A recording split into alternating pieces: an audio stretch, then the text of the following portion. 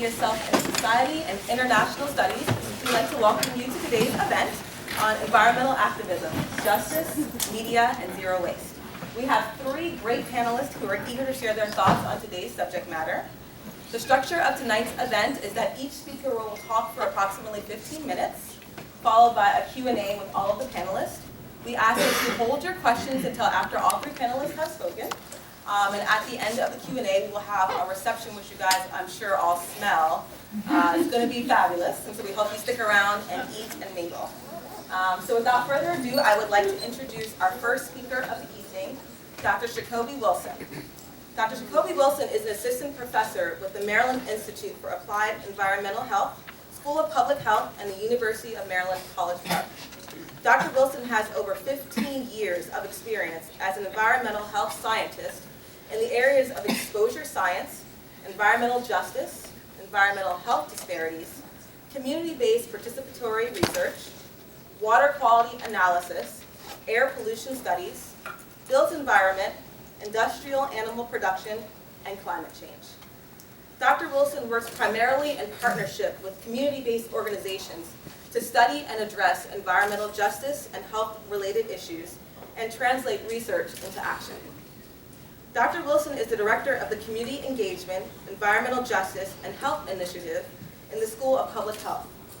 As part of this initiative, Dr. Wilson is engaging communities in the Washington, D.C. region on environmental health issues, including exposure and health risks for individuals who fish and recreate on the Anacostia River, use of best management practices to reduce stormwater inputs in the Chesapeake Bay, cumulative impacts on air pollution, industrial chicken farming on the Eastern Shore, and other topics.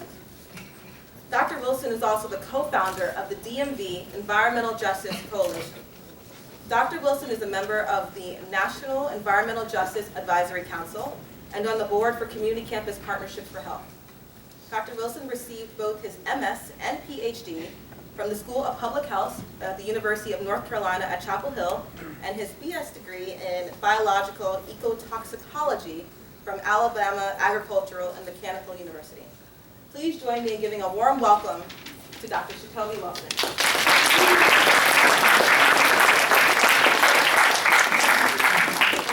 Thank you, Erica. So over the next 10 to 15 minutes or so, I'm going to give you an overview of what environmental justice is, talk about some examples, why do we have environmental injustice, talk about examples nationally in the state, and talk about solutions and including zero waste. So before I get started, how many of you know what environmental justice is? Raise your hands, please. So the EJ movement, in many ways, is a marriage of the civil rights movement and the environmental movement, right? So if you think about contemporary times, for many folks, the EJ movement has been going on in this country for a long time. It's really part of the larger human rights movement. So genocide of Native Americans, slavery in this country, some slaves were actually been exposed to arsenic when they were farming. You can go back and look at that intersectionality. And then also over time, Jim Crow, Reconstruction, those there, and so the exposures for folks who were sharecroppers. And so there's a very historical underpinning to slavery. But in contemporary times, we can look at Dr. King. For those of you who should know your history, when he was assassinated in Memphis, he was actually working with sanitation workers. So on labor issues, economic rights, and also some of the health issues. So the civil rights movement was moving to be more of a fight against poverty movement. So in many ways, the EJ movement is a movement about, environment, about health, economic justice, public health justice, social justice. And then you can move into the 70s and 80s with the work of Lois Gibbs. Who knows who Lois Gibbs is? Raise your hand, please. Okay, that's a problem. Okay, so Lois Gibbs worked in the Niagara Falls area. Is that other people?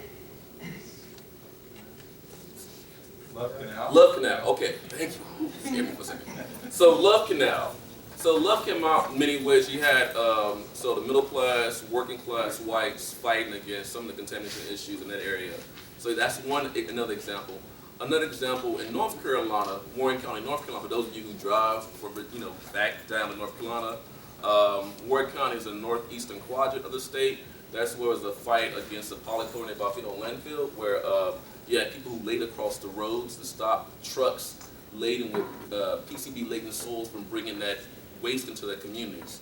And basically that landfill was an unlined landfill. And so those folks were primarily poor, rural, black folks who were impacted by that issue. So those are some of the big historical issues, but it's really a social movement, right, where you have people who are fighting against the disproportionate burden of environmental hazards. The term that's used a lot is locally unwanted land use, so LULUs, we all like love acronyms, so LULUs. So a LULU could be an incinerator, it could be a chemical plant, it could be a coal-fired facility, it could be a chicken farm. Who's from the Eastern Shore of Maryland? Raise your hands. Anybody from the Eastern Shore? So you know about the forest fields of funk, right? Ammonia, hydrogen sulfide. From the chicken farms, you live near a chicken farm, you're going to be exposed to those odors, but those odors are an indication of a plume. So just because you smell it doesn't mean you're not just exposed to those odorants, you're also exposed to volatile organic compounds. And so many folks who live in those areas, they're on well water. So think about if you live in a chicken farm, you could be exposed to nutrients and also chemicals and also pathogens because your well water could be contaminated by that fecal matter from those chicken farms. And then also, going back to the district, we have a lot of heavily trafficked roadways, right? So many of you who drive your cars on these heavily trafficked roadways, you're driving your car through somebody's neighborhood. Well, so what happens? You have combustion byproducts. Some of you may know about those byproducts. We have particulate matter, so that's PM2.5 and PM10. PM10 is the big particles. That's the stuff that you sneeze out. The PM2.5 can get deep into your lungs, right? So PM can cause adverse health outcomes, such as asthma. It can cause bronchitis. It can also cause heart disease. It can also cause cancer. So you have people who live in neighborhoods where their neighborhoods being used to host this land use. So not only are there ecological impacts, not only are the ecosystems, their community used as sinks for pollution, but literally their bodies are used for sinks for pollution, right? So when you drive your car, and all the cars go through those neighborhoods, people's bodies are absorbing PM2.5. They are absorbing PAHs. They are absorbing VOCs. They are absorbing other toxic compounds. If it's a pregnant woman is in that neighborhood, guess what? She is also absorbing those toxins, and her unborn child is also been impacted by those toxins. So when you think about environmental injustice, it's a public health issue, but it's really about power. It's about privilege, and it's about isms. And in many cases, there's decisions being made where the people who are disproportionately impacted by those decisions are not part of the decision-making process. Zoning is a big issue when you think about how we put a land use in a particular community and why we don't put it in another community. Privilege is a big part of that. Class is a big part of that. So there's been a lot of research that's been done for the past 25 years that's shown, based on race and class, a differential burden of these hazards, whether it be hazardous waste facilities, whether it be landfills, whether it be chemical plants. And so that's part of what we call the environmental justice science. So when you think about the environmental justice movement, you have the social movement arm, but you also have the scientific arm to support the actions, activities of advocates and activists who are fighting against environmental injustice. And so when you think about the movement, so I used the term environmental injustice. Who's heard of the term environmental racism? Raise your hand. Okay, so good. You've heard of the term environmental classism? Raise your hand. So the term environmental racism was coined by Dr. Benjamin Muhammad, who used to be Benjamin Chavis, who was head of the NAACP. He also was part of United Church of Christ when the work in Warren County was being done. So if you heard the study, Toxic Waste and Race in the U.S., he contributed to that study. Charles Lee, who was in many ways is one of the EJ icons, also contributed to that study. But that term was coined by Benjamin Chavis at that time. Now, I've come up with a term called environmental slavery. And I'm not trying to be provocative by coming up with that term. The idea is there are groups, populations, whose communities are used to host these environmental amenities, right? And so they become socially and geographically bounded by those unhealthy land uses. They also, there's a process of servitude. So going back to my example of hosting a roadway, they host those roadways. They host the landfill. They host the incinerator. So their ecosystems in those communities are impacted by those landfills and incinerators, and also their bodies, again, are being used as sinks for that pollution. And so there is a sort of hegemonic population, hegemonic groups who have more power, who have more privilege, who do not have to live in those neighborhoods. I'm an EJ advocate activist. I live in Bowie. I'm a proxy. I do not live in a community impacted by environmental justice. Probably a lot of folks in here don't live in communities impacted by environmental justice. But the thing is, it's important for us to understand the privilege that we have. I have privilege as a professor, right? But part of that privilege, part of my footprint means we need to be contributing to addressing these issues in communities impacted by environmental justice. So when we come back to the state of Maryland, what are some things that we would classify as an EJ issue? Anybody from Baltimore in the room, in the house? So Baltimore, we know that lead is a big issue. Lead was a public health victim. We got lead out of gasoline. We also have done a lot to get lead out of paint, but we know we have older housing stock in Baltimore. So if you have older housing stock, more than likely you're going to have a higher risk of exposure to lead. And so we have a lot of vacant homes in Baltimore. And so you have people who have high lead exposure risks who live in homes and also neighborhoods that have high lead exposure risk, because when you have those vacant homes, the lead does not stay inside those homes. So you can have dispersion of the lead outside of those homes. That's one example. Another example in Maryland would be, there's a lot of examples. So another example in Maryland would be some of the issues around the Anacostia. So both the DC side of Anacostia and the Maryland side of Anacostia. So we have a lot of people who subsist as fish on the Anacostia. So the Anacostia has legacy pollution sites, right? So Kenilworth landfill, you have the Pepco Benning coal-fired plant. If you drive down 295 into DC, you'll see that plant. So if you subsist as fish, you're potentially been exposed to contaminants from those facilities, heavy metals and other contaminants. And then also, if you recreate on the Anacostia, you can be exposed to those contaminants as well. And another issue, to get back to where we are, is that 2 minutes? Okay, thank you. Get this where we are today.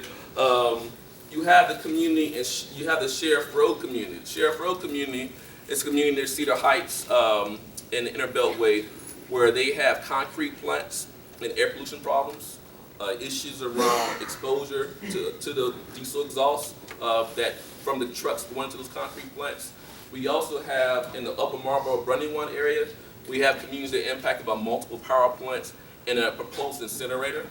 And then you get to South Baltimore. Anybody know about Curtis Bay area, South Baltimore? You get to South Baltimore, that zip code of Curtis Bay has been ranked one of the most toxic, most polluted zip codes in the whole country. We have almost 4,000 zip codes in the entire country. They've been ranked #1, the most polluted zip code in the U.S. I don't know where they ranked recently. I think a few years ago they were ranked number 75. But we have 4,000 zip codes. You're number 75. You're still one of the most polluted zip codes in the country. They've been targeted for an incinerator as well, the Energy Answers incinerator. And so I think when you think about people who are doing EJ work, if you are, who's familiar with the 17 Principles of Environmental Justice? Raise your hand. Okay. Okay. So 17 Principles of Environmental Justice. I'll read off a few for you. Principle 1. Environmental justice affirms the sacredness of Mother Earth, ecological unity, and the interdependence of all species and the right to be free from ecological destruction. It demands that public policy be based on mutual respect and justice for all peoples, free from any form of discrimination or bias. It affirms fundamental rights to political, economic, cultural, and environmental self-determination of all peoples. And then we'll go to the last principle. It requires that we as individuals make personal and consumer choices to consume as little of Mother Earth's resources and to produce as little waste as possible. Zero waste. And to make the conscious decision to challenge and reprioritize our lifestyles to ensure the health of the natural world for present and future generations. What is that? That's sustainability, right? So the EJ movement is a holistic movement. So anybody who's an environmental justice advocate or activist is an environmentalist. But everybody who's an environmentalist is not an environmental justice advocate and activist. So there's a difference in many ways between the core principles, the ethic, the integrity, and the focus of the EJ movement. The EJ movement is about the integration of human systems in ecological systems. It's about biodiversity, but also biodiversity of the people. making sure that we are also protected. Let's get to the issue of Freddie Gray, for example, in Baltimore. Freddie Gray, as you know, who died during the trip in the police van, he was exposed to lead as a child. So he's an example of how lead can impact your health. Lead leads to neurological and neurobehavioral effects, right? So that's his personal experience, was a personal experience of environmental injustice. Now let's think about some of the solutions. I am the co-founder of the DMV EJ Coalition. We do work to engage communities in the region around environmental justice and health issues. We work with communities impacted by environmental justice. We work with environmental advocacy groups, and we've been working on a cumulative impacts bill. So we've been working on legislation to address environmental justice issues in the state of Maryland. We also have been doing work to build more partnerships. And one way that I've done that is through a couple of the courses that I teach. So I actually teach a graduate environmental justice course. I also teach an undergraduate environmental justice course. If you want to take that course, I'll be teaching it next semester. And what we do is we work in partnerships with communities to give them data so they can translate that data to action. So we right now have 5 student groups who are working with communities in Maryland, in DC, and also in South Carolina to figure out what are their data needs, how can we collect that data, and how can we give that data to them so they can address their local EJ issues. And in addition to that, a lot of the work that we're doing, and you think about environmental injustice, there's an economic opportunity structures issue when it comes to environmental justice. In many cases, you have facilities coming to the neighborhood because the politicians say, well, we need jobs. But this jobs versus environment argument is a myth. EJ folks want the best jobs. They want living wage jobs. They want good economic opportunity structures. They do not want crap jobs. They do not want menial jobs. They don't want jobs that are going to really kill the community and kill their health. So we really focus on principles of economic development, particularly equitable development. And so what we see with a lot of the push for incinerators in the state, that's not equitable development. That's not sustainable development. That's not positive development. Zero waste is actually an initiative, an approach that can be used, that can be integrated from a sustainability frame to make sure we make communities sustainable, greener, and healthier, and more equitable, because zero waste also provides economic opportunities for communities, provides alternatives to getting rid of our waste in landfills and getting rid of our waste through incineration. So what I'll end with is, I think it's very important for folks to participate in environmental justice efforts. There's opportunities to do that, again, at the University of Maryland.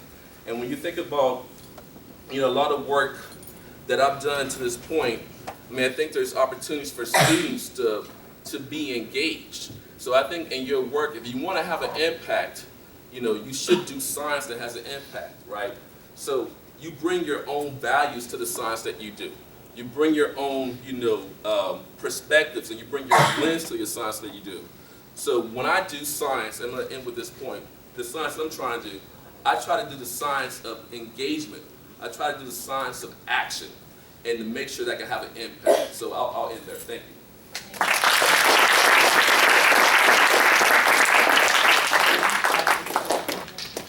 All right, our next speaker up is Mike Tidwell. Mike is the founder and director of the Chesapeake Climate Action Network, a grassroots nonprofit organization dedicated to raising awareness about the impacts and solutions associated with global warming in Maryland, Virginia, and Washington, D.C. Mike is also an author and a filmmaker who predicted in vivid detail the Katrina hurricane disaster in his 2003 book, Bayou Farewell, The Rich Life and Tragic Death of Louisiana's Cajun Coast. His most recent book, focusing on Katrina and global warming, is titled The Ravaging Tide, Strange Weather, Future Katrinas, and the Race to Save America's Coastal Cities. His 2004 documentary film, We Are All Smith Islanders, vividly depicts the dangers of global warming in Maryland, Virginia, and D.C. Mike has been featured in numerous national media outlets, including NBC's Meet the Press, NPR, the New York Times, the Baltimore Sun, Politico, and the Washington Post.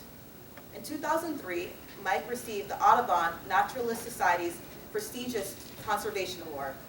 2 years later, he received an honorary doctorate of letters from Nicholls State University in Thibodaux, Louisiana. A longtime resident of Maryland, Tidwell lives in Tacoma Park with his wife Beth and son Sasha. Please join me in giving a warm welcome to Mike Tidwell.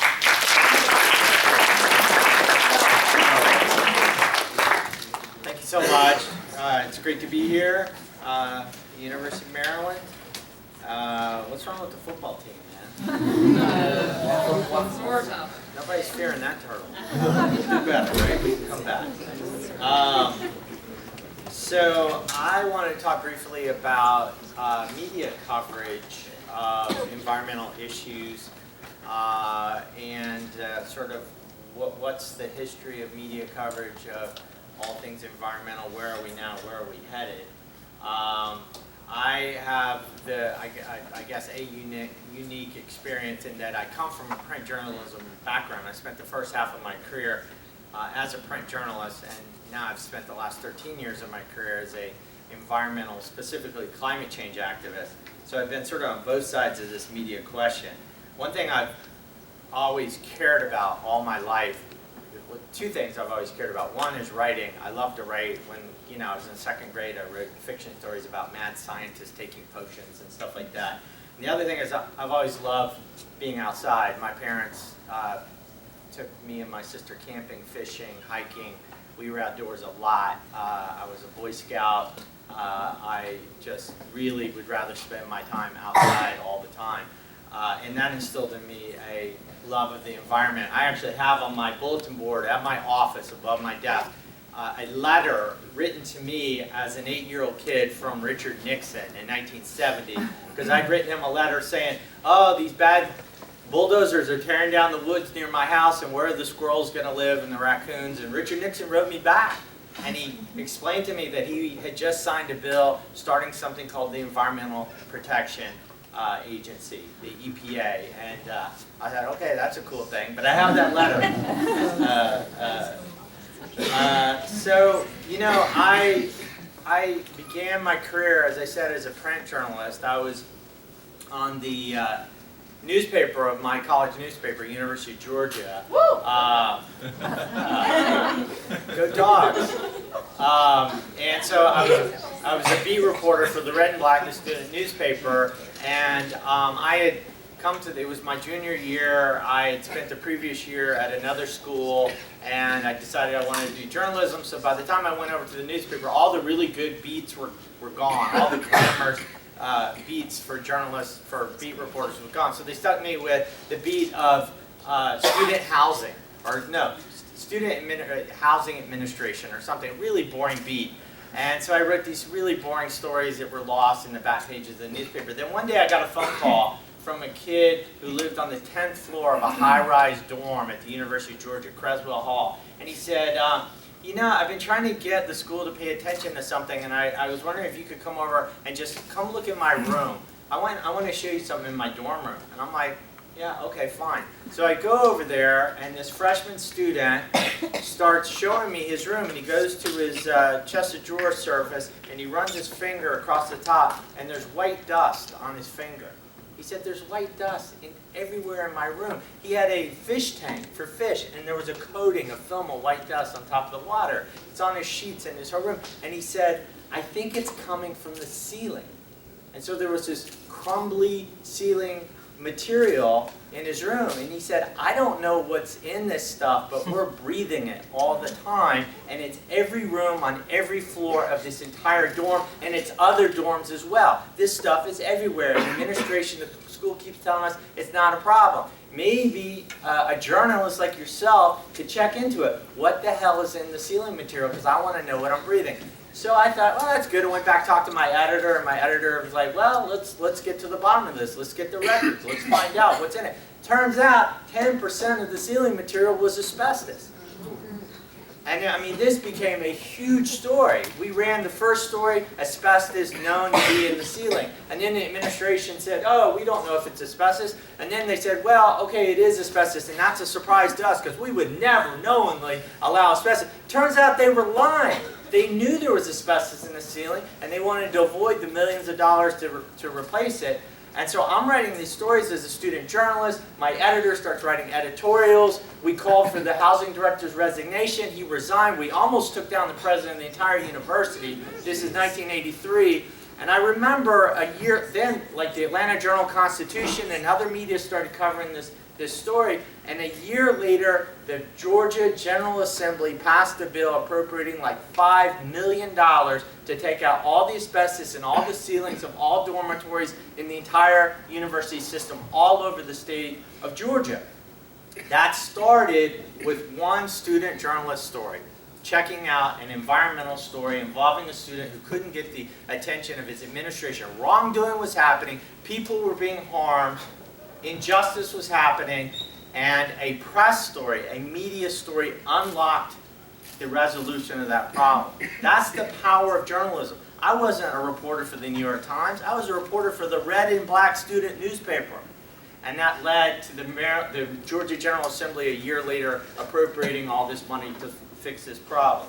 So my point is this: polluters, people who pollute the natural environment, the built environment, asbestos in ceilings, people who do this stuff, their natural ecosystem, the way they survive and operate, is in darkness.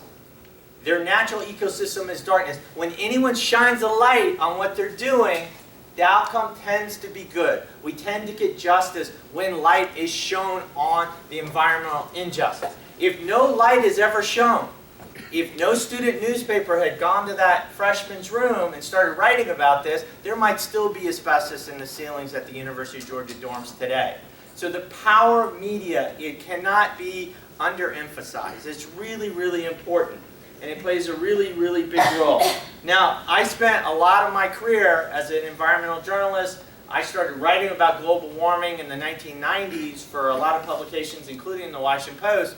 And I began to feel like the story was so important that we needed more than just media coverage, we needed activism.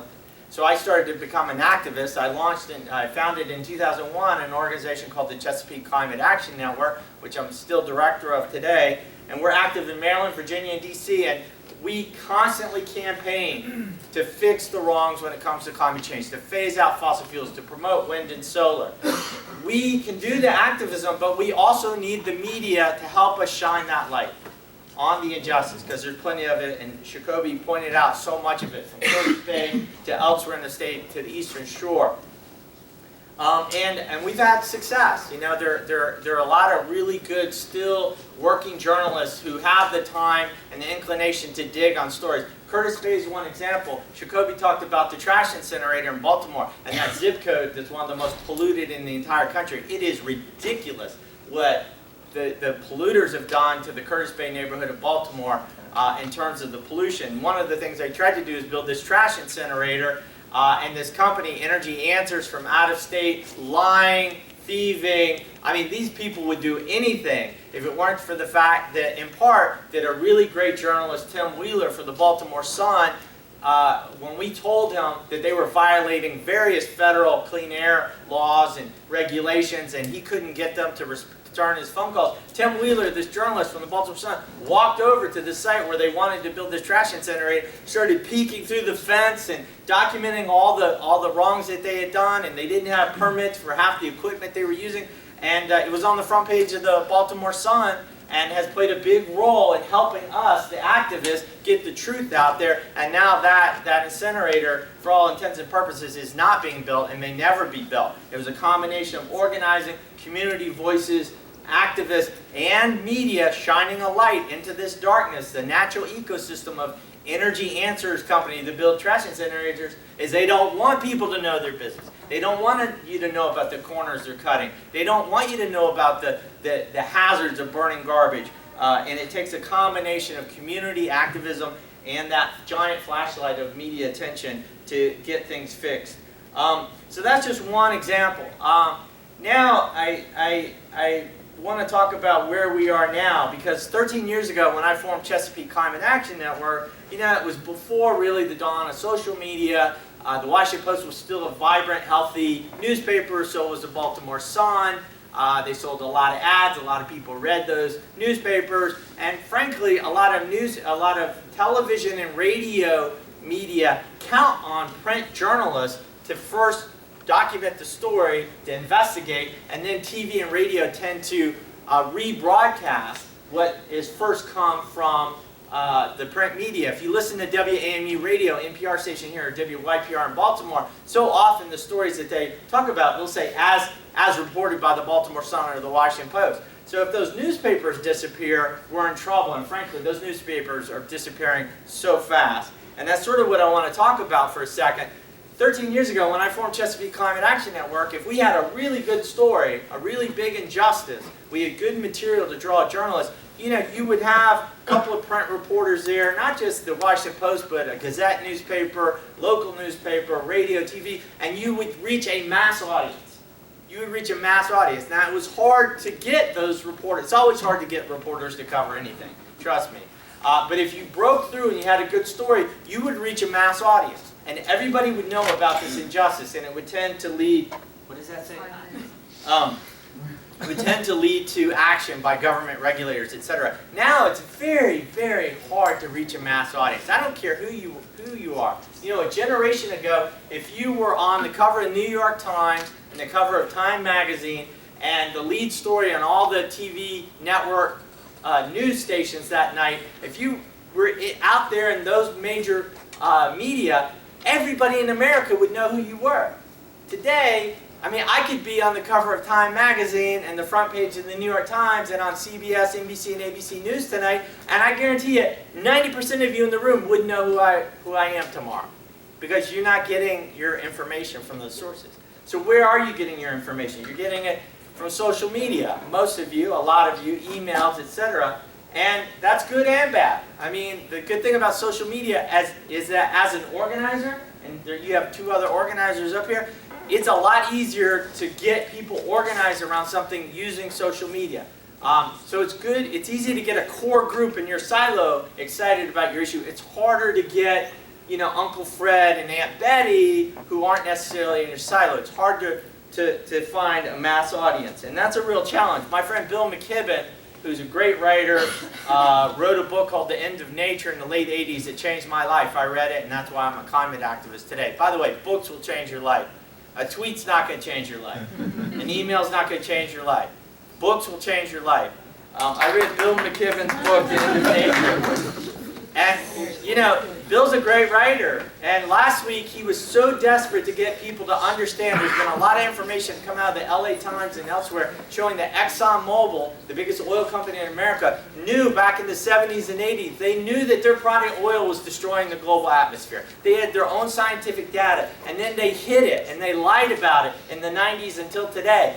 Like the tobacco companies, they've lied about it. And now the truth is coming out that ExxonMobil knew how bad their product was and lied about it, deceived everyone, but it hasn't gotten that much media coverage. And Bill McKibben, the great writer Bill McKibben, was so desperate to get people like you and me just to read a newspaper article in the New York Times or in the LA Times that he got himself arrested at an Exxon gas station in Burlington, Vermont last week, just holding up a sign preventing people from using that gas pump until he was arrested. And his only ask was, please just educate yourself about ExxonMobil.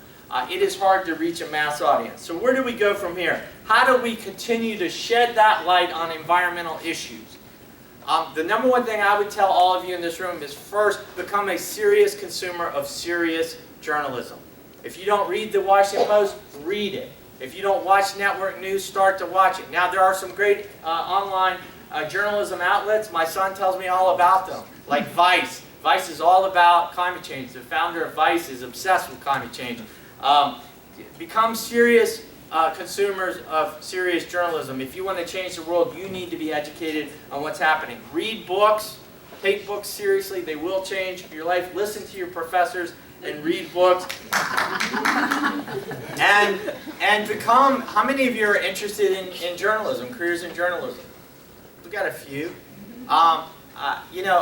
First of all, the number one thing is be educated yourself, become students of good journalism, and then practice good journalism. I think most journalism will be online soon, but still there's a forum for it. And I think there are a lot of people who say that the internet was invented to solve global warming because we can get the information out to everyone, but we need talented people like yourself to really commit to that. So that's sort of where I've come from, where I'm going, and the new challenge of social journalism. I will tell you, sometimes I just feel old complaining about the death of great newspapers and the onset of social media and how hard it is. But then just today, right before I came in this room, my son texted me a link with a question. He said, "Dad, did you know that Toyota is coming out with a car that runs on hydrogen gas made from trash?"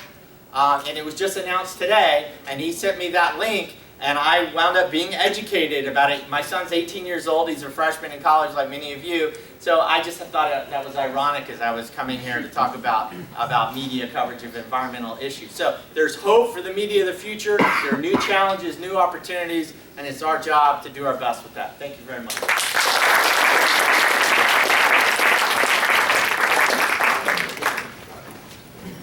All right, our last speaker of the evening is Ms. Jessica Weiss. Jessica is the co-founder for the Montgomery County Food Council, co-chairs their Environmental Impact Working Group, sits on the Solid Waste Advisory Commission, and is a hospital wellness instructor and former Montessori teacher. Jessica founded Growing Soul, which stands for Sustainable Opportunities for Universal Learning, in 2009. In February 2013, Growing Soul launched the county's first residential community green waste composting pilot program in Tacoma Park. Growing Soul harvests green waste from local restaurants and food service operations, composts them to create rich soil, and shares the soil with local farmers, community gardens, and schools to grow food. Jessica and her partners teach sustainable integrated practices. In addition, they run a community kitchen where they convert recovered food into soup, stock, stuffing, and chutneys they donate to agencies. The purpose of these projects is to help overhaul the region's unhealthy, unsustainable, linear food chain, and to educate the public about where their food comes from and the need for an integrated, collaborative local food system where community members feel a part of it, not apart from it. I might also mention that she brought some tasty things for us to eat later, so please join me in giving a warm welcome.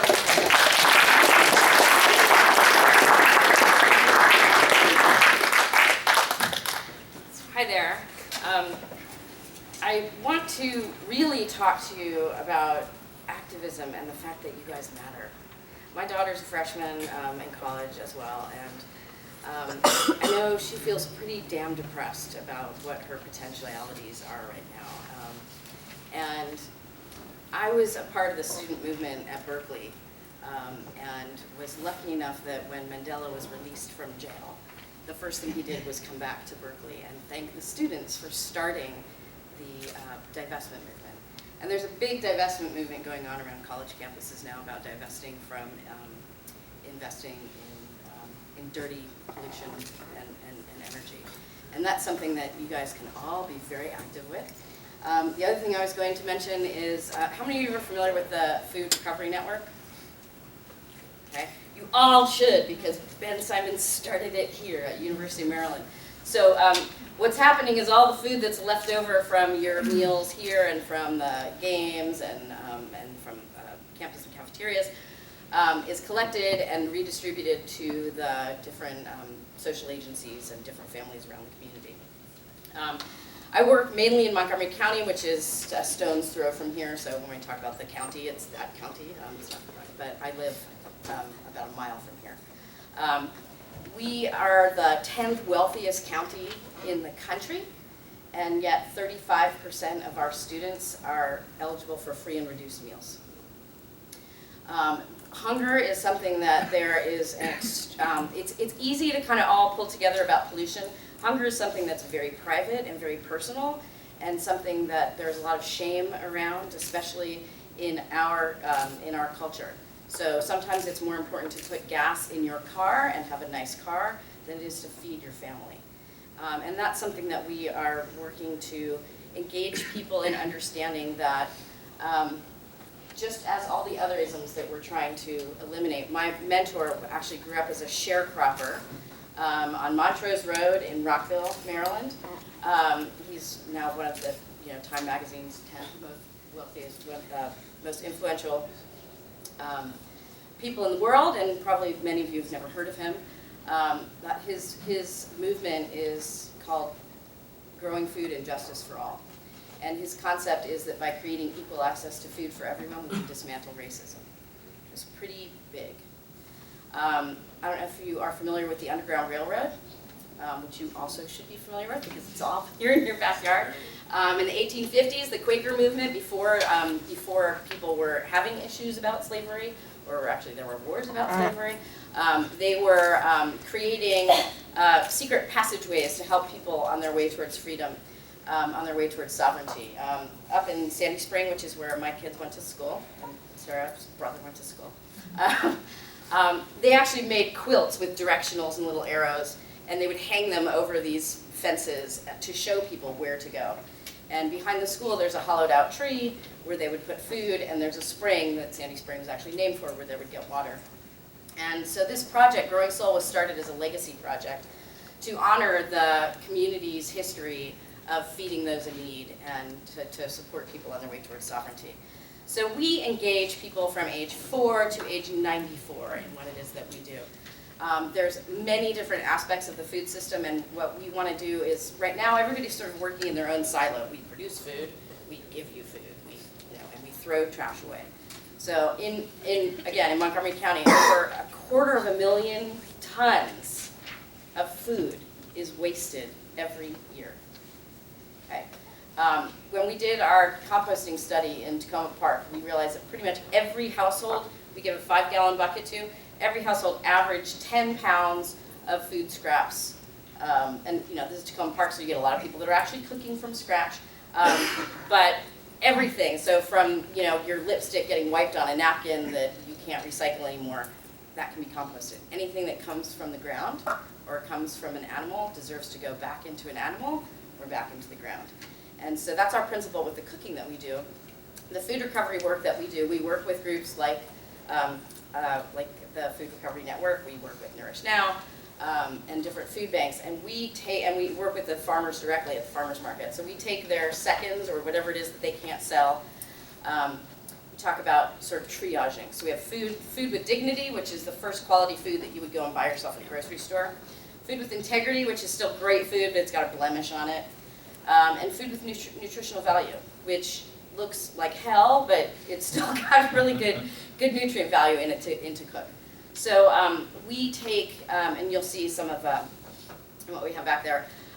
Trader Joe's, for example, they throw food out that is, many people have survived on dumpster diving from Trader Joe's, I'll just say that. We now have a contract with them where we take all their food before they throw it out. And so like the little baby tomatoes, you'll see there's a whole thing of dehydrated tomatoes that taste just like candy, they taste like raisins. We work with animal farmers who get their, the bones that they, parts that they can't sell. So we get lots of feet and ears and jowls and things like that people aren't purchasing. And we boil it up and we make stock. And we work with Sherwood High School and different high schools in the area to give them soil to grow food that we then contract with them. So these students, a lot of whom are ESL students and who are growing food just so that they can actually bring it back home to their families. They'll grow carrots and lovage and herbs for us, which we then throw into the stock pot with caterers that we work with. There's a caterer who makes the chicken salad for my organic market. So she was throwing out the poaching liquid after she would make the chicken. So we convinced her to just keep the poaching liquids, throw the bones back in, add the fruits and vegetables that we were growing from Sherwood, and they make stock. So now we get 10 gallons every week of organic chicken stock that we're donating to the homeless shelters. So a lot of people out there are eating better than the people who are paying for it, because for homeless people, we actually do have a very good infrastructure. What we don't have an infrastructure for are college students, people who are choosing between purchasing their books or feeding themselves. A lot of international students who will lose their visas if they actually admit that they need food assistance, because in order to fill out the forms, they'll lose that. So what we are encouraging people to do is a system based on reciprocity. We have a kitchen that is metro accessible downtown Silver Spring. I encourage all of you to come and take part in it. You will always leave with food. And I'm going to go quickly because I'd rather have question and answer time for everybody.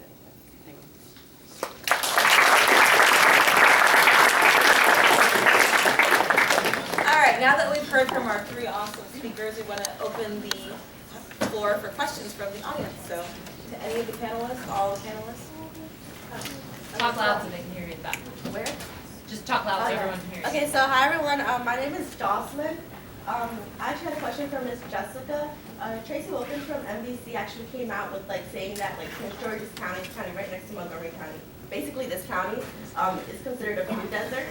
So then, what do you think are some methods for us to make sure that we can fix that problem itself? We're here at the University of Maryland, and we hear all these things about it being such a green campus with the network, having Echo City Farms right next to us, and we still have these issues. So. How to solve the problem of food desert. It's a complicated question. A lot of it has to do with just the simple economics of the fact that it's a whole lot cheaper to eat poorly than it is to eat well. And that's because people don't have the skill sets for how to grow food or how to cook food. It's a whole lot easier to grab a bag of chips than it is to slice them up, put them in a dehydrator, and then pull them out the next day. So a lot of it is just the lost art of learning how to do it. Tackling a food desert, that is what our network really does, is pulling together to get food distributed properly. There's enough food in this world to feed everybody. It's just poorly distributed. 40% of all food is wasted from field to plate. And that, includes how many of you buy a head of lettuce and 2 weeks later wind up throwing it out. Right? The best of intentions. So a lot of it is being mindful, and also learning how to eat more nutrient-dense foods, so you don't need as much food, but you get something that's going to have that's going to really sit in your system.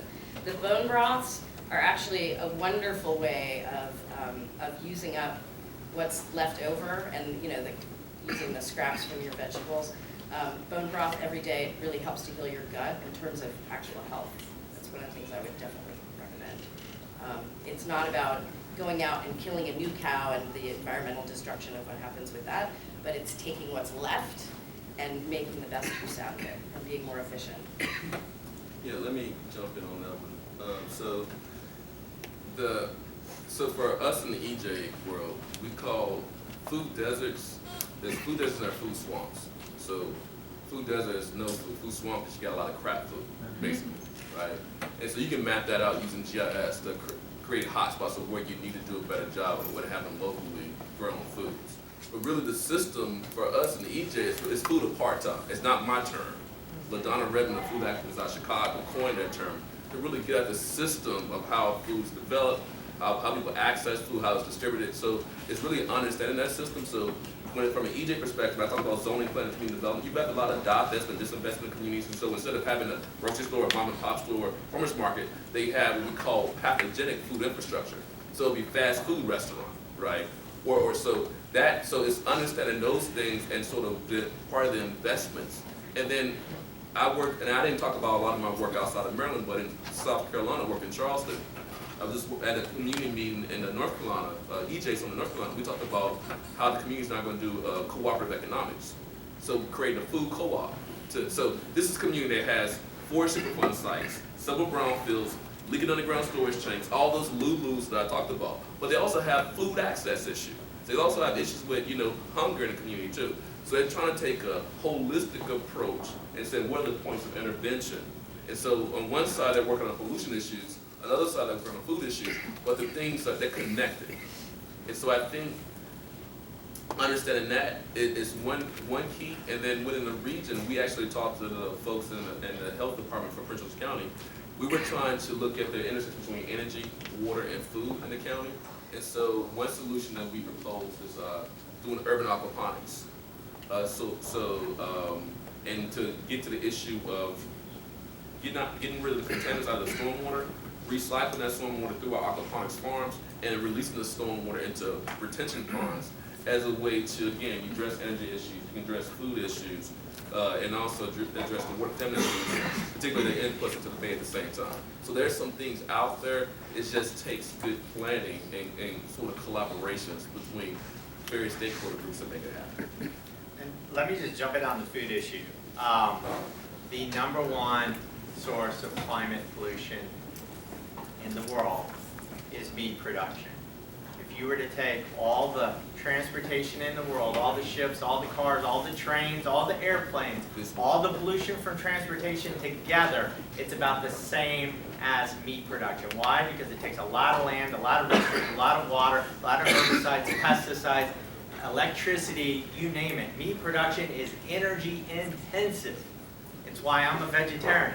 I'm a vegetarian because of climate change, not because I don't like meat. I love meat. And the animal cruelty issue, I ignored it for years like most people. I put it out of my mind, but it's the climate issue. It's the cruelty to people that comes from climate change that led me to become a vegetarian. So among all these other food issues, think about eating lower on the food chain. You know, not everybody wants to become a vegetarian. I'm not a vegan. I still eat eggs and dairy, but eat lower on the food chain. It's more important than changing your light bulbs. It's more important than driving a Prius, is eating lower on the food chain.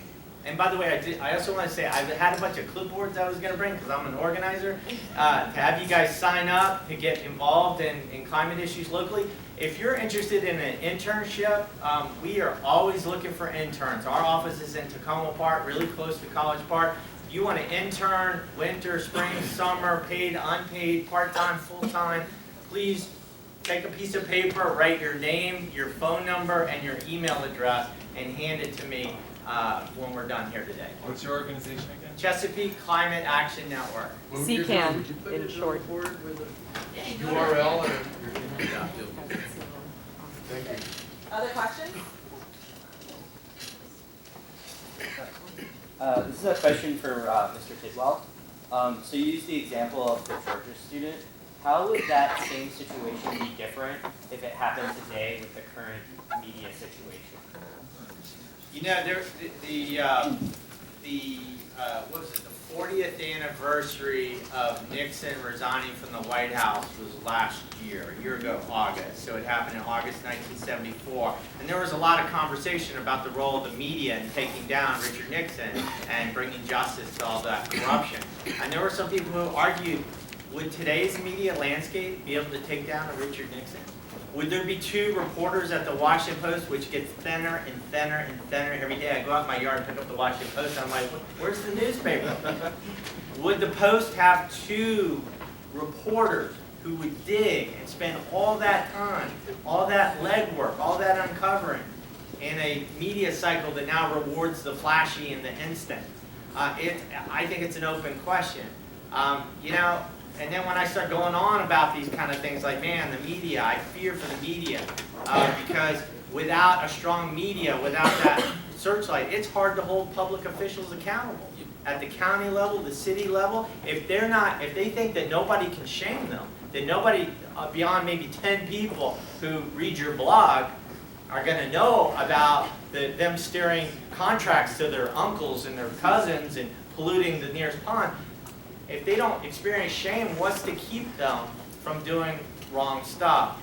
When I start going on about this to my 18-year-old son, he says, you know what, Dad? You know what? You're just old, man. I agree. You're just old. I have to say, I totally agree because I think that social media is the future. It's what makes change. There was a book banning that was happening on a college campus, and within 24 hours, the college reversed it because we got on Facebook and everybody protested it. So I think that it just takes people thinking they can make a difference and thinking that they're going to make an impact as opposed to, I'm just fucking around and playing around. Yeah, I think it makes a difference. I mean, I think you really have to believe that what you're doing is purposeful and meaningful and that feels connected. I think the problem is we get on these things and we're totally disconnected. As much as we're connected in, we don't realize that we have an impact on those around us. I think that's the important thing.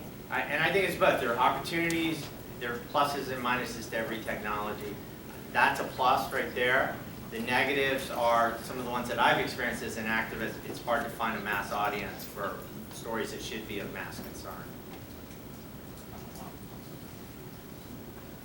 Bouncing off of that last question, with regards to what you said, Tidwell, do you feel as though within a generation or so there might be a rebound effect in that people will see, oh my gosh, social media hasn't really done all what we thought it was. It's not the future as some people may think, and then that would reinvigorate, not necessarily print journalism, but those kind of institutions? I don't know. again, I feel old-fashioned, but at the end of the day, I look at a computer screen all day long, and I look at my phone, and I text for work as many of you do for school. At the end of the day, it's hard for me to want to look at a screen to get my news and to read a book on a screen. And I think a lot of people just have screen fatigue, and therefore, you know, don't wind up doing deeper, longer narrative learning. But I do feel that turning a page, literally turning a page, if it's a turning of a page of a newspaper or a magazine or a book, I would argue that, and I think there's some research on this, that stillness, that concentration, that focus is where deeper, more prolonged learning happens. And I think that because of that, it won't go away. It's going to be around, and it may become fashionable again. Other, Oh yeah, my question is again for Mr. Tidwell. I noticed that in your introduction there was a lot of reference to your work that you've done in studying like Louisiana value territories, and I was wondering like what your kind of diagnosis is of the environmental problems that we'll be facing in that region in the next couple of decades and I guess centuries. Well, I think my two colleagues here can answer that as well. I mean, coastal Louisiana is in big trouble just from sea level rise, period, end of sentence. The 10th anniversary of Katrina, I was shocked at how many stories are, New Orleans is coming back, New Orleans is on the rebound. I mean, if we're lucky, we'll get only 3 feet of sea level rise over the next 100 years. People who buy a home with a 30-year mortgage in New Orleans, 30 years, I mean, we're going to get probably a couple of feet of sea level rise in the next 30 years. So it's hard for me to see where, unless we have an abrupt solution to climate change, where much of South Louisiana is literally going to survive. I think it's still a story that hasn't been completely told. And it's not just South Louisiana, it's Eastern Shore of Maryland. Yeah, and just to jump, I mean, you think about the whole Gulf Coast, I mean, the issue around climate change is how do you make those communities more resilient? So resiliency is infrastructure related, right? It's dealing with the wetlands. It's also about social resiliency. It's about political resiliency. It's about economic resiliency. And so I think, you know, you have, so we focus a lot on New Orleans, but look what happened, I'm from Mississippi, Biloxi Gulfport. We don't talk about the Biloxi story, right? You know, you look at the region in general, Galveston was hit by, I was just in Galveston last week. I mean, if you ever drive from, was it Dallas to Galveston? You drive from that, you're going to see some of the most intensive, concentrated oil processing refineries. I mean, basically the whole landscape is covered with petrochemical facilities. And you bring another hurricane through that, right? Bring another hurricane through New Orleans, and you know, you've heard of Cancer Alley, right? The petrochemical corridor. So it's that mix of the industrial activities, the legacy activities, and sort of the geographic vulnerabilities due to where they are as relates to sea level rise, but also climate change, which means those areas are going to be always at risk. And so, and then you look at what happened in New York with Sandy. People thought, wow, we'll be all right. No, that's also a vulnerable area due to sea level. So there's places, there's coastal areas across the country, and as Mike says, if you look at the Eastern Shore, what do you have in the Eastern Shore? Just in North Carolina, we had Hurricane Floyd that hit in 1999. North Carolina, you have a lot of hog farms, created a toxic soup. You can have that same toxic soup created if a hurricane hit the Eastern Shore because of the chicken poop. So you have these places across the country that are at risk, that are vulnerable, and I don't think we're doing enough to address those areas. So, like, there have been some studies done that suggest, like, a lot of things we do to combat global warming are working for, such as, like, we give punishments if you're not very fuel efficient, but when are wealthy can afford Priuses, or we punish, food industry and they raise the prices, and the working poor can't put food on the table. So how do you think we should address climate change and making sure the burden of that is put on the people who pay it, and not like the people who are just working and suffering in those communities? That's a great question. I'll answer it only tomorrow in a couple ways. So the Pope was in visit, right? So we had, I don't know how many of you attended, I was part of the group that helped organize a rally, a climate justice rally, when the Pope's visited last month. And so if you look at Pope's encyclical, his message around climate change was focusing on, we're talking about the poor, the folks who are dealing with social injustice. So one of the points I think about climate change, we're all going to be impacted by climate change, but there's certain groups like you just focused on who are going to be differentially burdened by climate change. So I think our policies have to take that into account.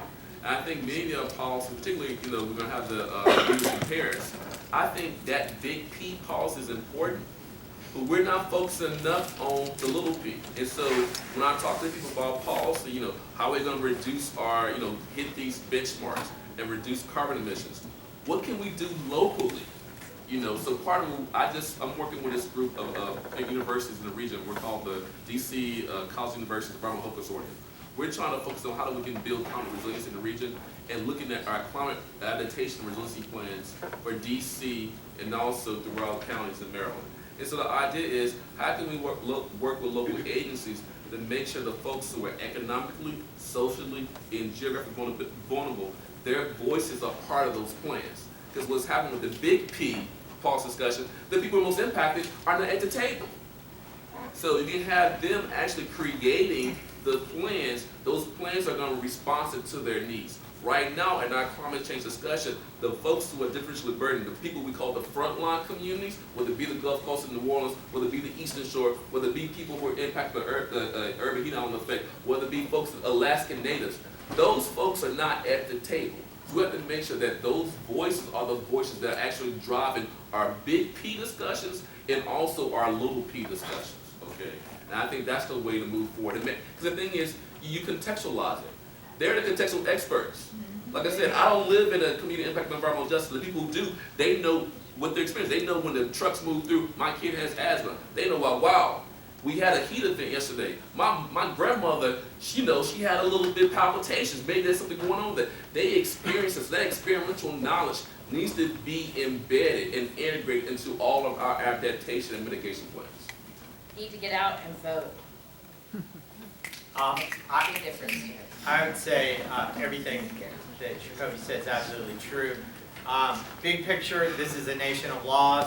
If you want to change this nation, you have to change the laws. Past injustices in this country, whether it's women's suffrage to the civil rights movement, legislation was ultimately passed. We need major climate legislation.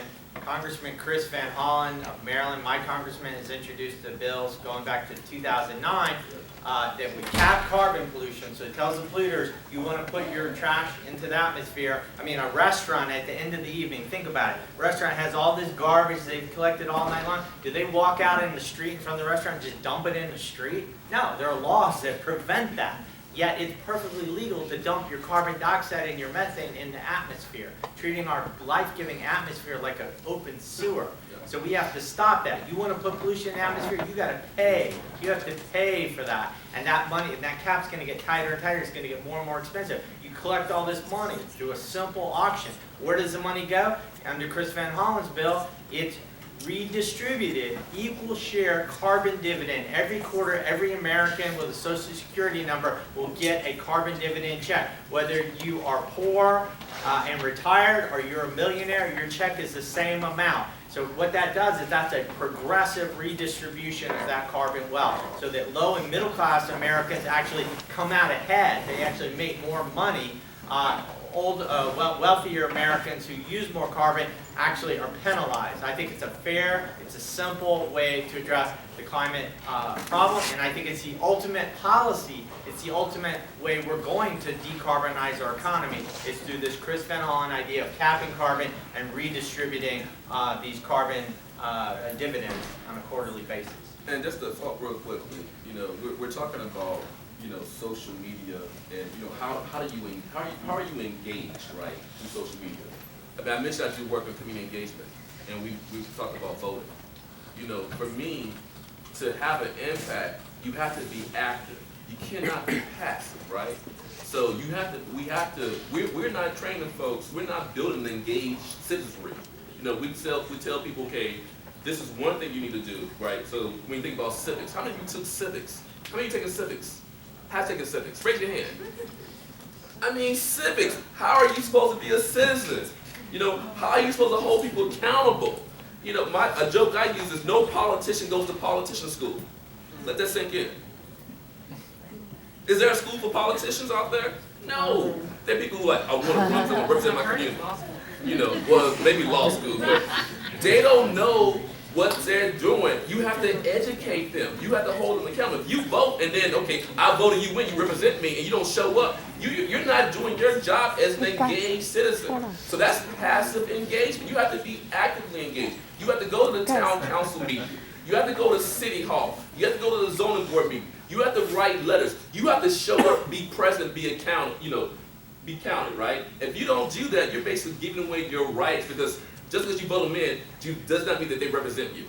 In the same way, to make change, we have to be working on multiple fronts. You have to be out in the community. You have to be out in the field with the people, You have to be doing work that has an impact. And to do that, you need to be active. You cannot be passive. As a student, I did my first EJ project as an undergrad in 1995. You know what got me excited about that? I met Dr. Bullard and Dr. Benjamin Chapes at a conference. I was like, oh my God, I have a picture with them. I had a goatee. So I had a nice little goatee. Picture with them. That got me excited. In grad school, we were able to do a project to give people first-time installation of sewer and water infrastructure. Okay? I did it as a student. A few years ago in South Carolina, we shut down an incinerator. How did we do that? We were actively engaged with the community. Okay, so you can have that impact as students right now, doing work, engaged communities, working these issues, using social media, using your journalistic skills, using other skill sets to affect change. So I just wanted to say that because we do have power. And we talk a lot about empowerment, like empowerment. I don't like to use the word empowerment anymore. I had a community partner told me don't use that word. I like to use the word empowerment.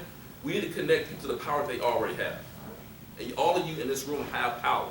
You just have to use it. Okay?